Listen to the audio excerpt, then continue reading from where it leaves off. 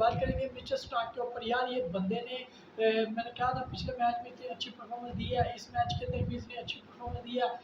Tournament में player of series रहा है, विकेट के हिसाब से अच्छी बॉलिंग कराई है मिचेल स्टार्क। इस बंदे की उम्र आई हुई है रिटायर पे, और ये ऐसे परफॉर्म कर रहा है कि अभी आया कल का यार। तो परफॉर्मेंस इसकी ऐसी है, पेस इसकी वैसी है, स्लो वन ये कराता है, यॉर्कर ये कराता है, बाउंसर ये मारता है, विकेट ये देता है। ये कमाल की बॉलिंग है, स्लो वन लोगों को पसंद है, एक्शन इसका कमाल का है।